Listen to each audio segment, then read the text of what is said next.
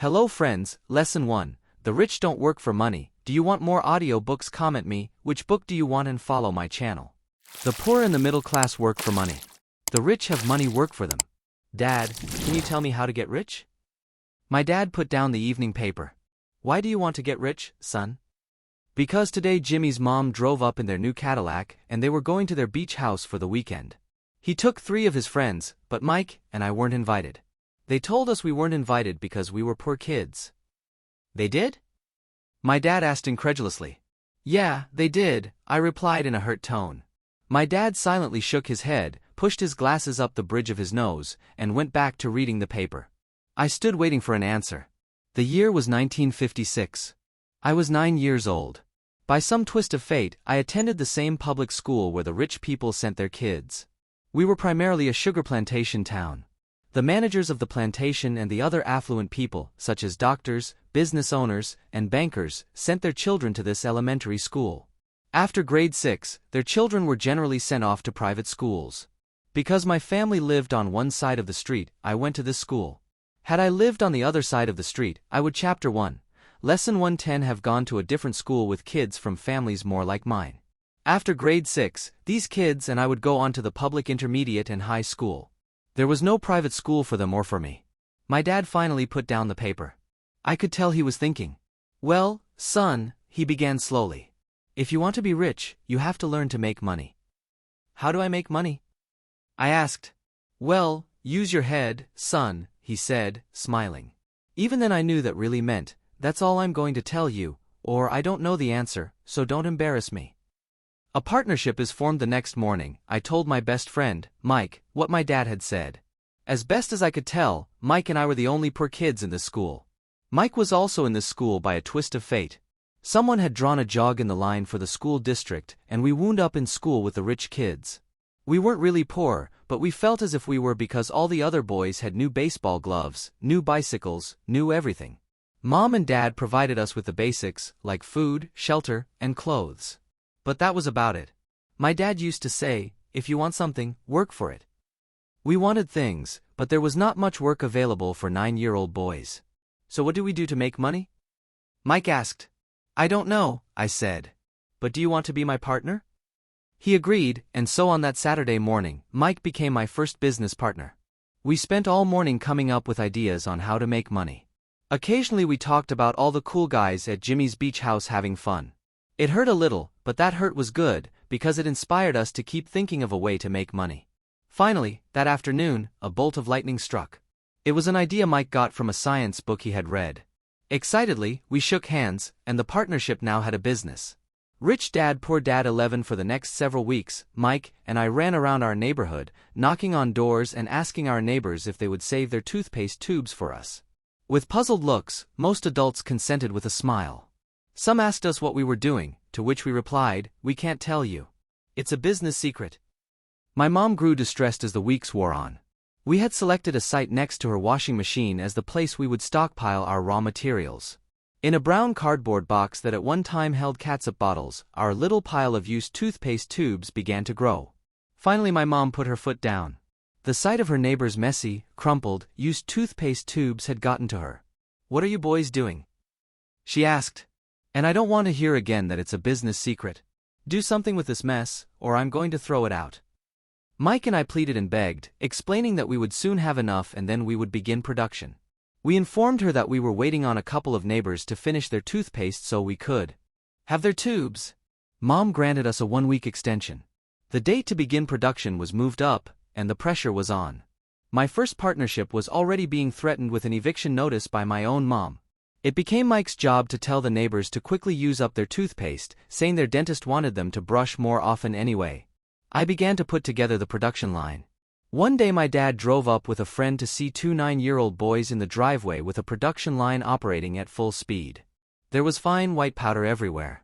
On a long table were small milk cartons from school, and our family's hibachi grill was glowing with red-hot coals at maximum heat. Dad walked up cautiously, having to park the car at the base of the driveway since the production line blocked the carport. As he and his friend got closer, they saw a steel pot sitting on top of the coals in which the toothpaste tubes were being melted down. In those days, toothpaste did not come in plastic tubes.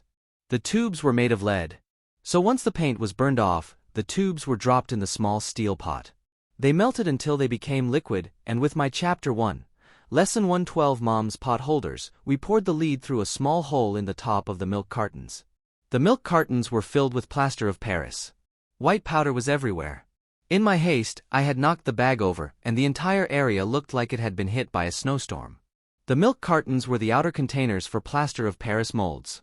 My dad and his friend watched as we carefully poured the molten lead through a small hole in the top of the plaster of Paris cube. "Careful," my dad said. I nodded without looking up. Finally, once the pouring was through, I put the steel pot down and smiled at my dad. "What are you boys doing?" he asked with a cautious smile. "We're doing what you told me to do. We're going to be rich," I said. "Yup," said Mike, grinning and nodding his head. "We're partners."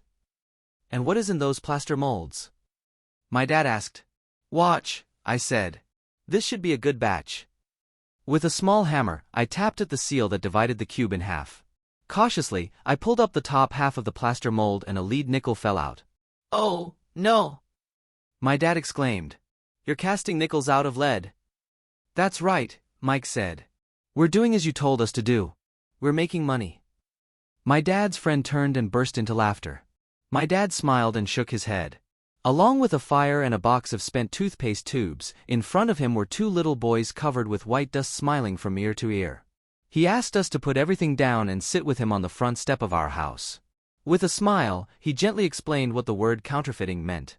Our dreams were dashed. "You mean this is illegal?" asked Mike in a quivering voice. "Rich dad, poor dad 13, let them go," my dad's friend said. "They might be developing a natural talent." My dad glared at him. "Yes, it is illegal," my dad said gently. "But you boys have shown great creativity and original thought. Keep going. I'm really proud of you." Disappointed, Mike and I sat in silence for about 20 minutes before we began cleaning up our mess. The business was over on opening day. Sweeping the powder up, I looked at Mike and said, "I guess Jimmy and his friends are right. We are poor." My father was just leaving as I said that. "Boys," he said, "you're only poor if you give up. The most important thing is that you did something. Most people only talk and dream of getting rich. You've done something. I'm very proud of the two of you. I will say it again, keep going. Don't quit." Mike and I stood there in silence. They were nice words, but we still did not know what to do. "So how come you're not rich, Dad?" I asked. "Because I chose to be a schoolteacher. Schoolteachers really don't think about being rich. We just like to teach. I wish I could help you, but I really don't know how to make money." Mike and I turned and continued our cleanup. "I know," said my dad. "If you boys want to learn how to be rich, don't ask me. Talk to your dad, Mike." "My dad?" asked Mike with a scrunched up face. "Yeah, your dad," repeated my dad with a smile. "Your dad and I have the same banker, and he raves about your father. He's told me several times that your father is brilliant when it comes to making money." "My dad?" Mike asked again in disbelief. "Then how come we don't have a nice car and a nice house like the rich kids at school?" "A nice car and a nice house don't necessarily mean you're rich or you know how to make money," my dad replied. "Jimmy's dad works for Chapter 1, Lesson 114, the sugar plantation. He's not much different from me. He works for a company, and I work for the government. The company buys the car for him. The sugar company is in financial trouble, and Jimmy's dad may soon have nothing. Your dad is different, Mike. He seems to be building an empire, and I suspect in a few years he will be a very rich man." With that, Mike and I got excited again. With new vigor, we began cleaning up the mess caused by our now-defunct first business. As we were cleaning, we made plans for how and when to talk to Mike's dad. The problem was that Mike's dad worked long hours and often did not come home until late. His father owned warehouses, a construction company, a chain of stores, and 3 restaurants. It was the restaurants that kept him out late. Mike caught the bus home after we had finished cleaning up. He was going to talk to his dad when he got home that night and ask him if he would teach us how to become rich. Mike promised to call as soon as he had talked to his dad, even if it was late. The phone rang at 8:30 p.m. "Okay," I said. "Next Saturday." I put the phone down. Mike's dad had agreed to meet with us. On Saturday I caught the 7:30 a.m. bus to the poor side of town. The lessons begin. Mike and I met with his dad that morning at 8 o'clock. He was already busy, having been at work for more than an hour. His construction supervisor was just leaving in his pickup truck as I walked up to his simple, small, and tidy home. Mike met me at the door. "Dad's on the phone, and he said to wait on the back porch," Mike said as he opened the door. The old wooden floor creaked as I stepped across the threshold of the aging house. There was a cheap mat just inside the door. The mat was there to hide the years of wear from countless footsteps that the floor had supported. Although clean, it needed to be replaced. I felt claustrophobic as I entered the narrow living room that was filled with old musty overstuffed furniture that today would be collector's items. Sitting on the couch were two women, both a little rich dad, poor dad 15 older than my mom. Across from the women sat a man in workman's clothes. He wore khaki slacks and a khaki shirt, neatly pressed but without starch, and polished work boots. He was about 10 years older than my dad. They smiled as Mike and I walked past them toward the back porch. I smiled back shyly. "Who are those people?" I asked. "Oh, they work for my dad. The older man runs his warehouses, and the women are the managers of the restaurants. And as you arrived, you saw the construction supervisor who is working on a road project about 50 miles from here. His other supervisor, who is building a track of houses, left before you got here." "Does this go on all the time?" I asked. "Not always, but quite often," said Mike, smiling as he pulled up a chair to sit down next to me. "I asked my dad if he would teach us to make money," Mike said. "Oh, and what did he say to that?" I asked with cautious curiosity. "Well, he had a funny look on his face at first, and then he said he would make us an offer." "Oh," I said, rocking my chair back against the wall. I sat there perched on two rear legs of the chair. Mike did the same thing. "Do you know what the offer is?" I asked. "No, but we'll soon find out." Suddenly, Mike's dad burst through the rickety screen door and onto the porch. Mike and I jumped to our feet, not out of respect, but because we were startled. "Ready, boys?" he asked as he pulled up a chair to sit down with us. We nodded our heads as we pulled our chairs away from the wall to sit in front of him.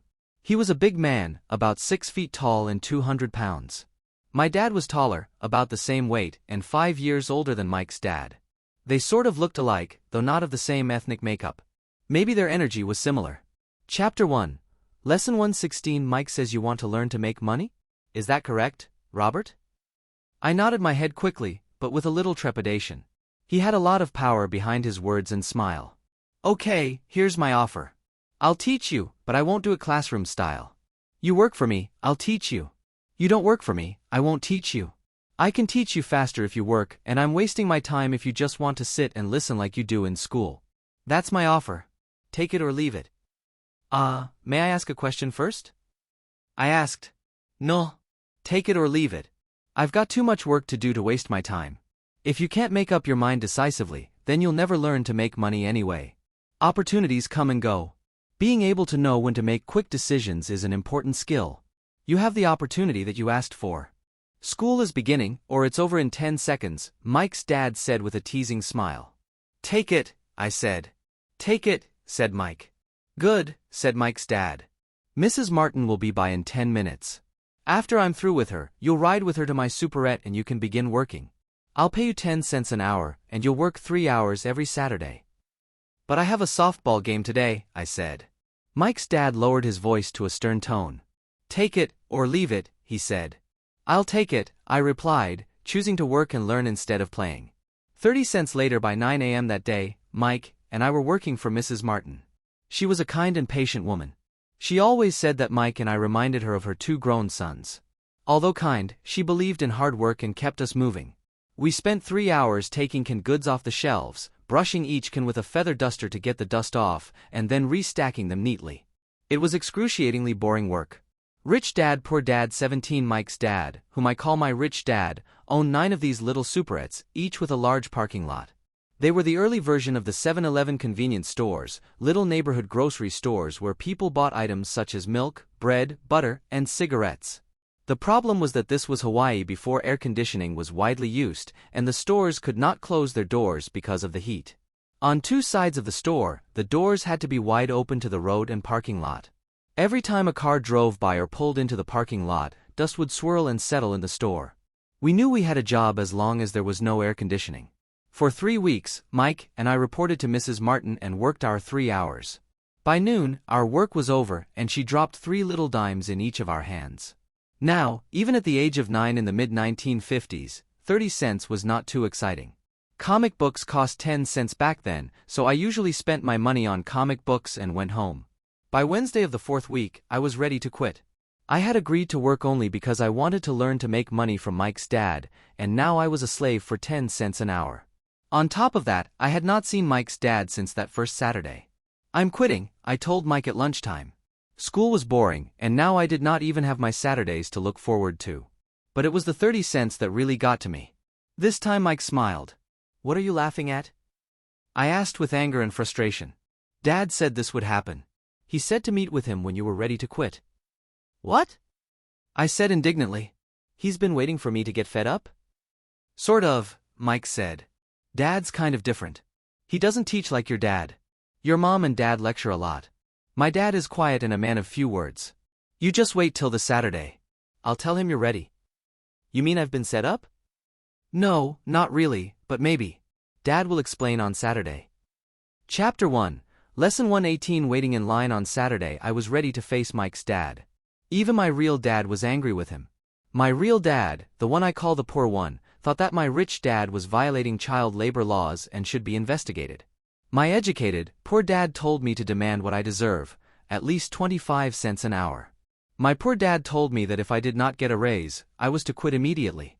"You don't need that damn job anyway," said my poor dad with indignation. At 8 o'clock Saturday morning, I walked through the door of Mike's house when Mike's dad opened it. "Take a seat and wait in line," he said as I entered. He turned and disappeared into his little office next to a bedroom. I looked around the room and didn't see Mike anywhere. Feeling awkward, I cautiously sat down next to the same two women who were there 4 weeks earlier. They smiled and slid down the couch to make room for me. 45 minutes went by, and I was steaming. The two women had met with him and left 30 minutes earlier. An older gentleman was in there for 20 minutes and was also gone. The house was empty, and here I sat in a musty, dark living room on a beautiful sunny Hawaiian day, waiting to talk to a cheapskate who exploited children. I could hear him rustling around the office, talking on the phone, and ignoring me. I was ready to walk out, but for some reason I stayed. Finally, 15 minutes later, at exactly 9 o'clock, Rich Dad walked out of his office, said nothing, and signaled with his hand for me to enter. "I understand you want a raise, or you're going to quit," Rich Dad said as he swiveled in his office chair. "Well, you're not keeping your end of the bargain," I blurted out, nearly in tears. It was really frightening for me to confront a grown-up. "You said that you would teach me if I worked for you." "Well, I've worked for you. I've worked hard. I've given up my baseball games to work for you, but you haven't kept your word, and you haven't taught Rich Dad Poor Dad 19 me anything. You are a crook like everyone in town thinks you are. You're greedy. You want all the money and don't take care of your employees. You made me wait and don't show me any respect. I'm only a little boy, but I deserve to be treated better." Rich Dad rocked back in his swivel chair, hands up to his chin, and stared at me. "Not bad," he said. "In less than a month, you sound like most of my employees." "What?" I asked. Not understanding what he was saying, I continued with my grievance. "I thought you were going to keep your end of the bargain and teach me. Instead you want to torture me? That's cruel. That's really cruel." "I am teaching you," Rich Dad said quietly. "What have you taught me?" "Nothing," I said angrily. "You haven't even talked to me once since I agreed to work for peanuts. 10 cents an hour. Ha! I should notify the government about you. We have child labor laws, you know. My dad works for the government, you know." "Wow," said Rich Dad.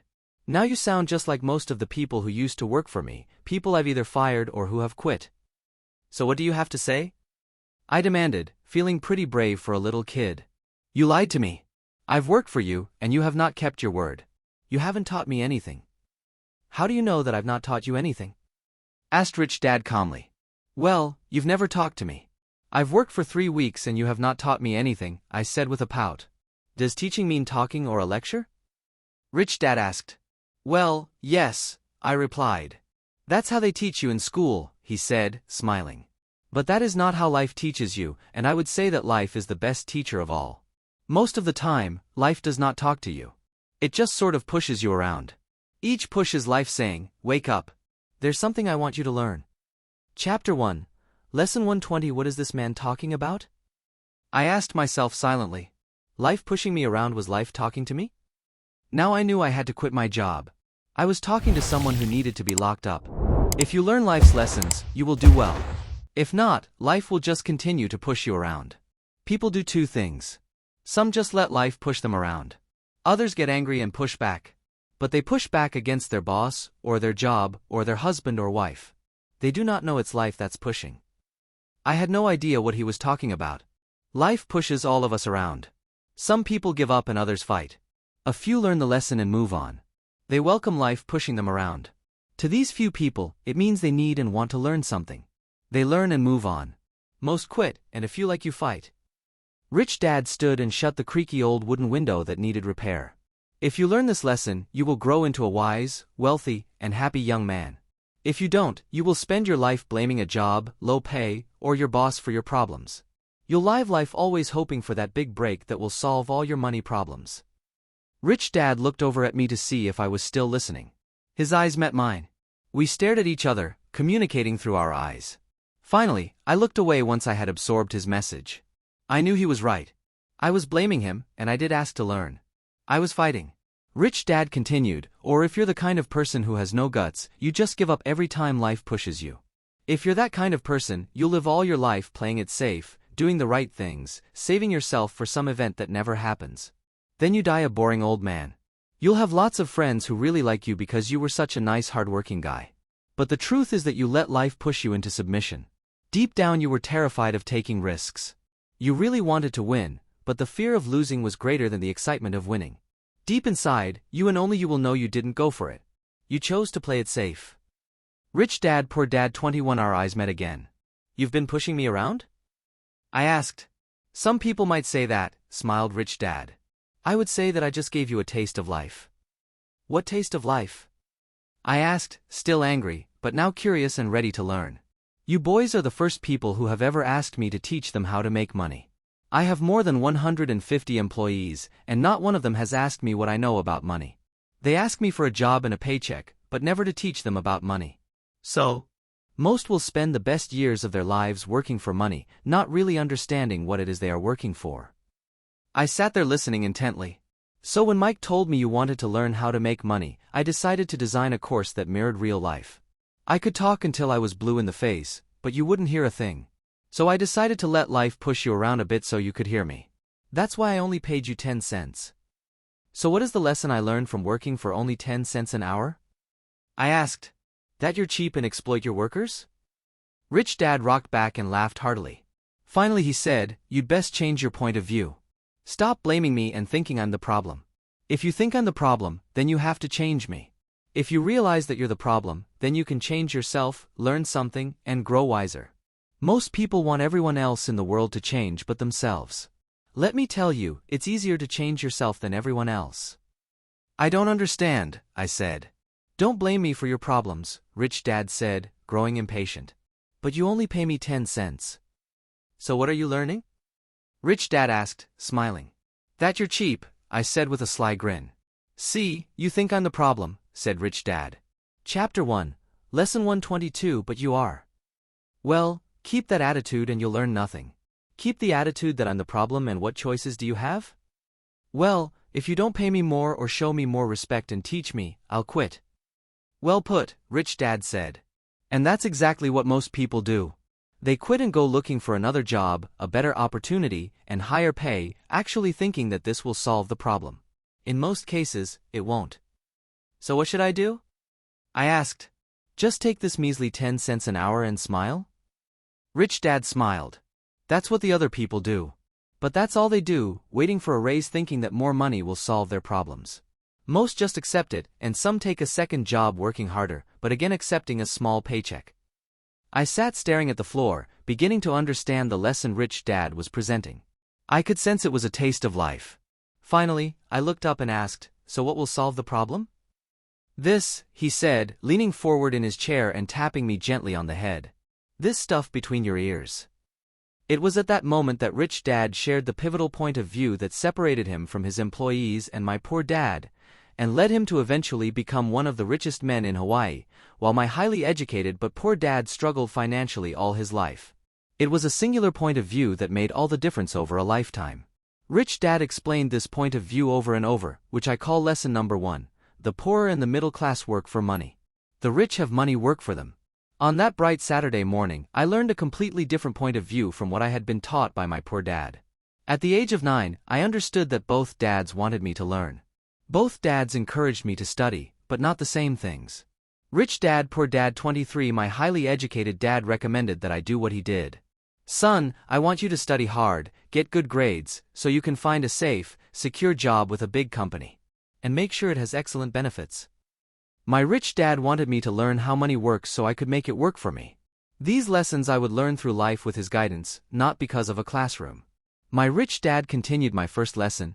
I'm glad you got angry about working for 10 cents an hour.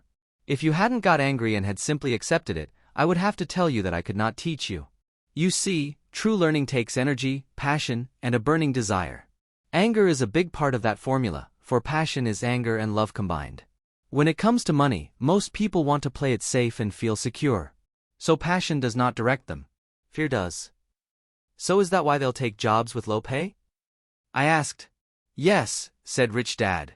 Some people say I exploit people because I don't pay as much as the sugar plantation or the government. I say the people exploit themselves. It's their fear, not mine. But don't you feel you should pay them more? I asked. I don't have to. And besides, more money will not solve their problems. Just look at your dad. He makes a lot of money, and he still can't pay his bills. Most people, given more money, only get into more debt. So that's why the 10 cents an hour, I said, smiling. It's a part of the lesson. That's right, smiled Rich Dad. You see, your dad went to school and got an excellent education, so he could get a high-paying job. But he still has money problems because he never learned anything about money in school. On top of that, he believes in working for money. And you don't? I asked. No, not really, said Rich Dad. If you want to learn to work for money, then stay in school. That is a great place to learn to do that. But if you want to learn how to have money work for you, then I will teach you that. But only if you want to learn. Chapter 1. Lesson 124 Wouldn't everyone want to learn that? I asked. No, said Rich Dad, simply because it's easier to learn to work for money, especially if fear is your primary emotion when the subject of money is discussed. I don't understand, I said with a frown. Don't worry about that for now. Just know that it's fear that keeps most people working at a job. The fear of not paying their bills, the fear of being fired, the fear of not having enough money, and the fear of starting over. That's the price of studying to learn a profession or trade and then working for money. Most people become a slave to money and then get angry at their boss. Learning to have money work for you is a completely different course of study? I asked. Absolutely, Rich Dad answered. Absolutely. We sat in silence on that beautiful Hawaiian Saturday morning. My friends had just started their little league baseball game, but for some reason I was now thankful I had decided to work for 10 cents an hour. I sensed that I was about to learn something my friends wouldn't learn in school. Ready to learn? Asked Rich Dad. Absolutely, I said with a grin. I have kept my promise. I've been teaching you from afar, my rich dad said. At 9 years old, you've gotten a taste of what it feels like to work for money. Just multiply your last month by 50 years and you will have an idea of what most people spend their life doing. I don't understand, I said. How did you feel waiting in line to see me, once to get hired and once to ask for more money? Terrible, I said. If you choose to work for money, that is what life will be like, said Rich Dad. And how did you feel when Mrs. Martin dropped 3 dimes in your hand for 3 hours of work? Rich Dad Poor Dad 25 I felt like it wasn't enough. It seemed like nothing. I was disappointed, I said. And that is how most employees feel when they look at their paychecks, especially after all the tax and other deductions are taken out. At least you got 100%. You mean most workers don't get paid everything? I asked with amazement. Heavens no, said Rich Dad. The government always takes its share first. How do they do that? I asked. Taxes, said Rich Dad. You're taxed when you earn. You're taxed when you spend. You're taxed when you save. You're taxed when you die. Why do people let the government do that to them? The rich don't, said Rich Dad with a smile. The poor and the middle class do. I'll bet you that I earn more than your dad, yet he pays more in taxes. How can that be? I asked. At my age, that made no sense to me. Why would someone let the government do that to them? Rich Dad rocked slowly and silently in his chair, just looking at me. Ready to learn? He asked. I nodded my head slowly. As I said, there is a lot to learn. Learning how to have money work for you is a lifetime study. Most people go to college for 4 years, and their education ends. I already know that my study of money will continue over my lifetime, simply because the more I find out, I need to know. Most people never study the subject. They go to work, get their paycheck, balance their checkbooks, and that's it. Then they wonder why they have money problems.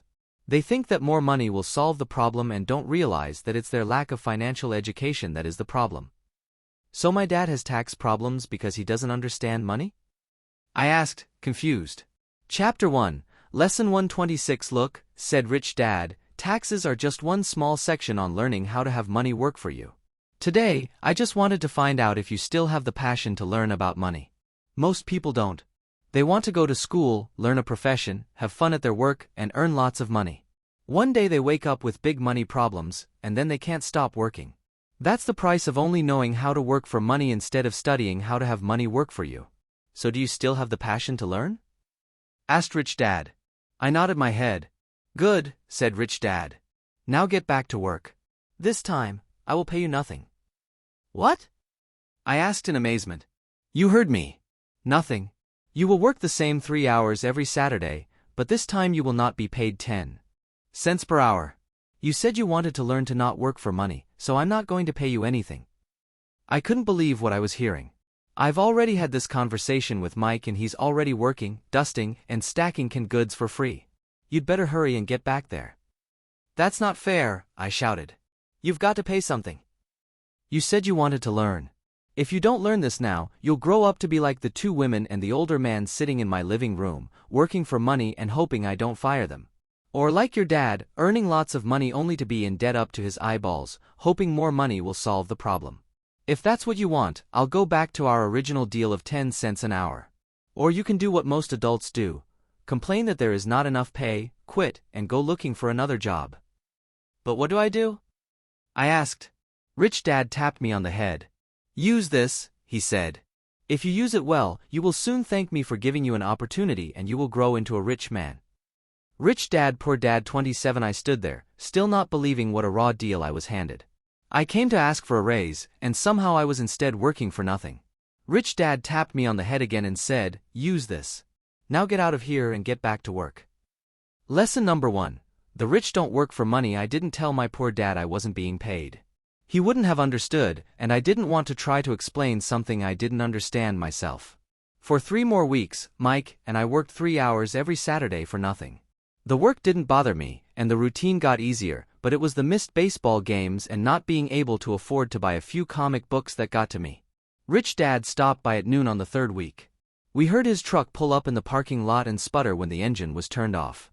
He entered the store and greeted Mrs. Martin with a hug. After finding out how things were going in the store, he reached into the ice cream freezer, pulled out 2 bars, paid for them, and signaled to Mike and me. Let's go for a walk, boys. We crossed the street, dodging a few cars, and walked across a large grassy field where a few adults were playing softball. Sitting down at a lone picnic table, he handed Mike and me the treats. How's it going, boys? Okay, Mike said. I nodded in agreement. Learn anything yet? Rich Dad asked. Mike and I looked at each other, shrugged our shoulders, and shook our heads in unison. Avoiding one of life's biggest traps. Well, you boys had better start thinking. You're staring at one of life's biggest lessons. If you learn it, you'll enjoy a life of great freedom. Chapter 1, Lesson 128 and Security. If you don't, you'll wind up like Mrs. Martin and most of the people playing softball in this park. They work very hard for little money, clinging to the illusion of job security and looking forward to a 3-week vacation each year and maybe a skimpy pension after 45 years of service. If that excites you, I'll give you a raise to 25 cents an hour. But these are good hard-working people. Are you making fun of them? I demanded. A smile came over Rich Dad's face. Mrs. Martin is like a mother to me. I would never be that cruel. I may sound unkind because I'm doing my best to point something out to the 2 of you. I want to expand your point of view so you can see something most people never have the benefit of seeing because their vision is too narrow. Most people never see the trap they are in. Mike and I sat there, uncertain of his message. He sounded cruel, yet we could sense he was trying to drive home a point. With a smile, Rich Dad said, "Doesn't that 25 cents an hour sound good? Doesn't it make your heart beat a little faster?" I shook my head no, but it really did. 25 cents an hour would be big bucks to me. Okay, I'll pay you $1 an hour, Rich Dad said, with a sly grin. Now my heart started to race. My brain was screaming, take it. Take it. I could not believe what I was hearing. Still, I said nothing. Okay, $2 an hour. My little brain and heart nearly exploded. After all, it was 1956 and being paid $2 an hour would have made me the richest kid in the world. I couldn't imagine earning that kind of money. I wanted to say yes. I wanted the deal. I could picture a new bicycle, new baseball glove, and the adoration of my friends when I flashed some cash. On top of that, Jimmy and his rich friends could never call me poor again. But somehow my mouth stayed shut. The ice cream had melted and was running down my hand. Rich Dad was looking at two boys staring back at him, eyes wide open and brains empty. He was testing us, and he knew there was a part of our rich dad poor dad 29 emotions that wanted to take the deal. He understood that every person has a weak and needy part of their soul that can be bought, and he knew that every individual also had a part of their soul that was resilient and could never be bought. It was only a question of which one was stronger. Okay, $5 an hour. Suddenly I was silent. Something had changed. The offer was too big and ridiculous. Not many grown-ups in 1956 made more than that, but quickly my temptation disappeared and calm set in. Slowly, I turned to my left to look at Mike. He looked back at me. The part of my soul that was weak and needy was silenced. The part of me that had no price took over. I knew Mike had gotten to that point too. Good, Rich Dad said softly. Most people have a price. And they have a price because of human emotions named fear and greed. First, the fear of being without money motivates us to work hard, and then once we get that paycheck, greed or desire starts us thinking about all the wonderful things money can buy. The pattern is then set. What pattern? I asked. The pattern of get up, go to work, pay bills. Get up, go to work, pay bills. People's lives are forever controlled by two emotions, fear and greed. Offer them more money and they continue the cycle by increasing their spending. This is what I call the rat race. There is another way? Mike asked. Yes, said Rich Dad slowly. But only a few people find it. And what is that way? Mike asked. That's what I hope you boys will learn as you work and study with me. That is why I took away all forms of pay. Any hints? Mike asked. We're kind of tired of working hard, especially for nothing. Well, the first step is telling the truth, said Rich Dad. We haven't been lying, I said. People's lives are forever controlled by two emotions, fear and greed. Chapter 1, Lesson 130. I did not say you were lying. I said to tell the truth, Rich Dad retorted. The truth about what? I asked. How you're feeling, Rich Dad said. You don't have to say it to anyone else. Just admit it to yourself. You mean the people in this park, the people who work for you, Mrs. Martin, they don't do that? I asked. I doubt it, said Rich Dad. Instead, they feel the fear of not having money. They don't confront it logically. They react emotionally instead of using their heads, Rich Dad said. Then, they get a few bucks in their hands and again, the emotions of joy, desire, and greed take over. And again they react, instead of think. So their emotions control their brain, Mike said. That's correct, said Rich Dad. Instead of admitting the truth about how they feel, they react to their feelings and fail to think. They feel the fear so they go to work, hoping that money will soothe the fear, but it doesn't. It continues to haunt them and they return to work, hoping again that money will calm their fears, and again it doesn't. Fear keeps them in this trap of working, earning money, hoping the fear will go away. But every day they get up, and that old fear wakes up with them. For millions of people that old fear keeps them awake all night, causing a night of turmoil and worry. So they get up and go to work, hoping that a paycheck will kill that fear gnawing at their soul.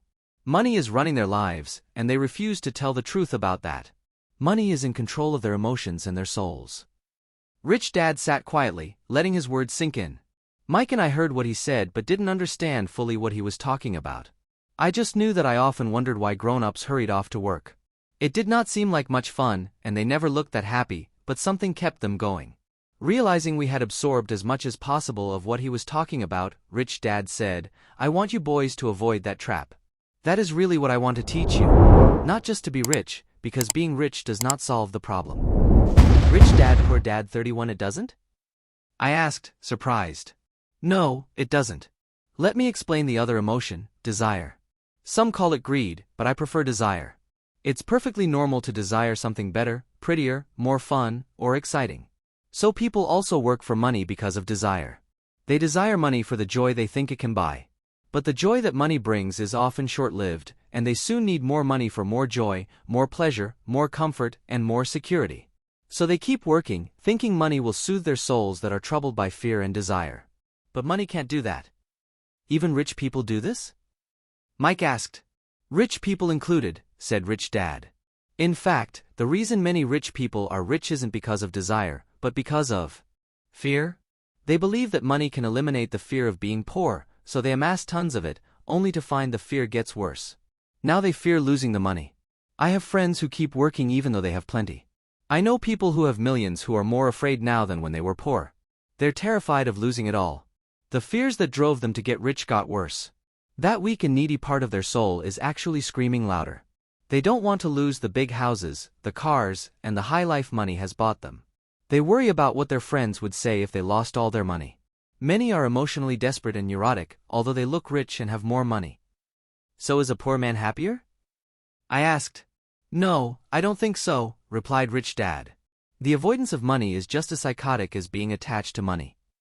As if on cue, the town derelict went past our table, stopping by the large rubbish can and rummaging around in it. The three of us watched him with great interest, when before we probably would have just ignored him. Rich Dad pulled $1 out of his wallet and gestured to the older man. Seeing the money, the derelict came over immediately, took the bill, thanked Rich Dad profusely, and hurried off, ecstatic with his good fortune. He's not much different from most of my employees, said Rich Dad. I've met so many people who say, oh, I'm not interested in Chapter 1, Lesson 132 money. Yet they'll work at a job for 8 hours a day. That's a denial of truth. If they weren't interested in money, then why are they working? That kind of thinking is probably more psychotic than a person who hoards money. As I sat there listening to my Rich Dad, my mind flashed back to the countless times my own dad said, I'm not interested in money. He said those words often. He also covered himself by always saying, I work because I love my job. So what do? I asked. Not work for money until all traces of fear and greed are gone? No, that would be a waste of time, said Rich Dad. Emotions are what make us human. The word emotion stands for energy in motion. Be truthful about your emotions and use your mind and emotions in your favor, not against yourself. Whoa! Said Mike. Don't worry about what I just said. It will make more sense in years to come. Just be an observer, not a reactor, to your emotions. Most people do not know that it's their emotions that are doing the thinking. Your emotions are your emotions, but you have got to learn to do your own thinking. Can you give me an example? I asked. Sure, replied Rich Dad. When a person says, I need to find a job, it's most likely an emotion doing the thinking. Fear of not having money generates that thought. But people do need money if they have bills to pay, I said. Sure they do, smiled Rich Dad. All I'm saying is that it's fear that is all too often doing the thinking. I don't understand, said Mike. For example, said Rich Dad. If the fear of not having enough money arises, instead of immediately running out to get a job, they instead might ask themselves this question. Will a job be the best? So many people say, oh, I'm not interested in money. Yet they'll work at a job for 8 hours a day. Rich Dad Poor Dad 33 Solution to this fear over the long run? In my opinion, the answer is no. A job is really a short-term solution to a long-term problem. But my dad is always saying, stay in school and get good grades, so you can find a safe, secure job, I interjected, somewhat confused. Yes, I understand he says that, said Rich Dad, smiling. Most people recommend that, and it's a good path for most people. But people make that recommendation primarily out of fear. You mean my dad says that because he's afraid? Yes, said Rich Dad. He's terrified that you won't earn enough money and won't fit into society. Don't get me wrong. He loves you and wants the best for you. I too believe an education and a job are important, but it won't handle the fear. You see, that same fear that makes him get up in the morning to earn a few bucks is the fear that is causing him to be so fanatical about your going to school. So what do you recommend? I asked. I want to teach you to master the power of money, instead of being afraid of it. They don't teach that in school and, if you don't learn it, you become a slave to money. It was finally making sense. He wanted us to widen our views and to see what the Mrs. Martins of this world couldn't see. He used examples that sounded cruel at the time, but I've never forgotten them. My vision widened that day, and I began to see the trap that lay ahead for most people. You see, we're all employees ultimately. We just work at different levels, said Rich Dad. I just want you boys to have a chance to avoid the trap caused by those two emotions, fear and desire. Use them in your favor, not against you. That's what I want to teach you. I'm not interested in just teaching you to make a pile of money.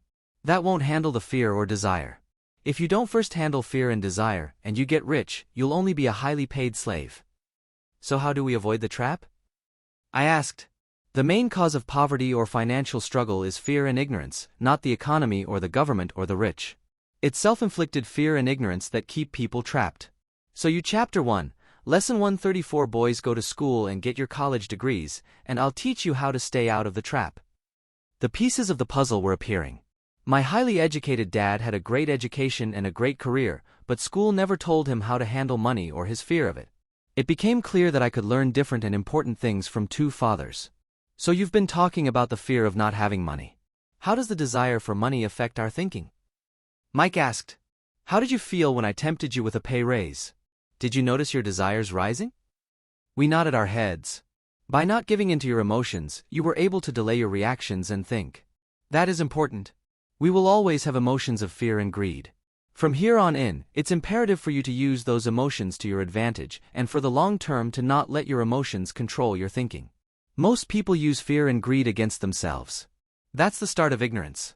Most people live their lives chasing paychecks, pay raises and job security because of the emotions of desire and fear, not really questioning where those emotion-driven thoughts are leading them.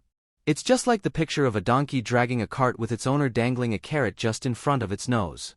The donkey's owner may be going where he wants to, but the donkey is chasing an illusion. Tomorrow there will only be another carrot for the donkey. You mean the moment I picture a new baseball glove, candy, and toys, that's like a carrot to a donkey? Mike asked. Yes, and as you get older, your toys get more expensive, a new car, a boat, and a big house to impress your friends, said Rich Dad with a smile. Fear pushes you out the door, and desire calls to you. That's the trap. So what's the answer? Mike asked. What intensifies fear and desire is ignorance. That is why rich people with lots of money often have more fear the richer they get. Money is the carrot, the illusion. If the donkey could see the whole picture, it might rethink its choice to chase the carrot. Rich Dad Poor Dad 35. Rich Dad went on to explain that a human's life is a struggle between ignorance and illumination. He explained that once a person stops searching for information and self-knowledge, ignorance sets in. That struggle is a moment-to-moment decision, to learn to open or close one's mind. Look, school is very important. You go to school to learn a skill or profession to become a contributing member of society. Every culture needs teachers, doctors, mechanics, artists, cooks, businesspeople, police officers, firefighters, and soldiers. Schools train them so society can thrive and flourish, said Rich Dad. Unfortunately, for many people school is the end, not the beginning. There was a long silence. Rich Dad was smiling. I didn't comprehend everything he said that day. But as with most great teachers, his words continued to teach for years. I've been a little cruel today, said Rich Dad. But I want you to always remember this talk. I want you to always think of Mrs. Martin. And I want you always to remember that donkey. Never forget that fear and desire can lead you into life's biggest trap if you're not aware of them controlling your thinking. To spend your life living in fear, never exploring your dreams, is cruel. To work hard for money, thinking that it will buy you things that will make you happy is also cruel. To wake up in the middle of the night terrified about paying bills is a horrible way to live. To live a life dictated by the size of a paycheck is not really living a life. Thinking that a job makes you secure is lying to yourself. That's cruel, and that's the trap I want you to avoid. I've seen how money runs people's lives. Don't let that happen to you. Please don't let money run your life. A softball rolled under our table. Rich Dad picked it up and threw it back. So what does ignorance have to do with greed and fear? I asked. Because it is ignorance about money that causes so much greed and fear, said Rich Dad. Let me give you some examples. A doctor, wanting more money to better provide for his family, raises his fees. By raising his fees, it makes health care more expensive for everyone. Chapter 1, Lesson 136. It hurts the poor people the most, so they have worse health than those with money. Because the doctors raise their fees, the attorneys raise their fees. Because the attorneys' fees have gone up, school teachers want a raise, which raises our taxes, and on and on and on. Soon there will be such a horrifying gap between the rich and the poor that chaos will break out and another great civilization will collapse. History proves that great civilizations collapse when the gap between the haves and have-nots is too great. Sadly, America is on that same course because we haven't learned from history. We only memorize historical dates and names, not the lesson. Aren't prices supposed to go up? I asked. In an educated society with a well-run government, prices should actually come down. Of course, that is often only true in theory. Prices go up because of greed and fear caused by ignorance. If schools taught people about money, there would be more money and lower prices. But schools focus only on teaching people to work for money, not how to harness money's power. But don't we have business schools? Mike asked. And haven't you encouraged me to go for my MBA? Yes, said Rich Dad. But all too often business schools train employees to become sophisticated bean counters. Heaven forbid a bean counter takes over a business. All they do is look at the numbers, fire people, and kill the business. I know this because I hire bean counters. All they think about is cutting costs and raising prices, which cause more problems. Bean counting is important. I wish more people knew it, but it, too, is not the whole picture, added Rich Dad angrily. So is there an answer? Asked Mike. Yes, said Rich Dad. Learn to use your emotions to think, not think with your emotions. When you boys mastered your emotions by agreeing to work for free, I knew there was hope. When you again resisted your emotions when I tempted you with more money, you were again learning to think in spite of being emotionally charged. That's the first step. Why is that step so important? I asked. Rich Dad Poor Dad 37 Well, that's up to you to find out. If you want to learn, I'll take you boys into the briar patch, a place almost everyone else avoids. If you go with me, you'll let go of the idea of working for money and instead learn to have money work for you. And what will we get if we go with you? What if we agree to learn from you? What will we get? I asked. The same thing Brer Rabbit got, said Rich Dad, referring to the classic children's story. Is there a briar patch? I asked. Yes, said Rich Dad. The briar patch is our fear and greed. Confronting fear, weaknesses, and neediness by choosing our own thoughts is the way out. Choosing our thoughts? Mike asked, puzzled. Yes. Choosing what we think rather than reacting to our emotions. Instead of just getting up and going to work because not having the money to pay your bills is scaring you, ask yourself, is working harder at this the best solution to this problem? Most people are too afraid to rationally think things through and instead run out the door to a job they hate. The tar baby is in control. That's what I mean by choosing your thoughts. And how do we do that? Mike asked. That's what I will teach you. I'll teach you to have a choice of thoughts rather than a knee-jerk reaction, like gulping down your morning coffee and running out the door. Remember what I said before, a job is only a short-term solution to a long-term problem. Most people have only one problem in mind, and it's short-term. It's the bills at the end of the month, the tar baby. Money controls their lives, or should I say the fear and ignorance about money controls it. So they do as their parents did. They get up every day and go work for money, not taking the time to ask the question, is there another way? Their emotions now control their thinking, not their heads. Can you tell the difference between emotions thinking and the head thinking? Mike asked. Chapter 1, Lesson 138. Oh, yes. I hear it all the time, said Rich Dad. I hear things like, well, everyone has to work. Or the rich are crooks. Or I'll get another job. I deserve this raise. You can't push me around. Or I like this job because it's secure. No one asks, is there something I'm missing here? Which would break through the emotional thought and give you time to think clearly. As we headed back to the store, Rich Dad explained that the rich really did make money. They did not work for it. He went on to explain that when Mike and I were casting 5-cent pieces out of lead, thinking we were making money, we were very close to thinking the way the rich think. The problem was that creating money is legal for the government and banks to do, but illegal for us to do. There are legal ways to create money from nothing, he told us. Rich Dad went on to explain that the rich know that money is an illusion, truly like the carrot for the donkey. It's only out of fear and greed that the illusion of money is held together by billions of people who believe that money is real. It's not. Money is really made up. It is only because of the illusion of confidence and the ignorance of the masses that this house of cards stands. He talked about the gold standard that America was on, and that each dollar bill was actually a silver certificate.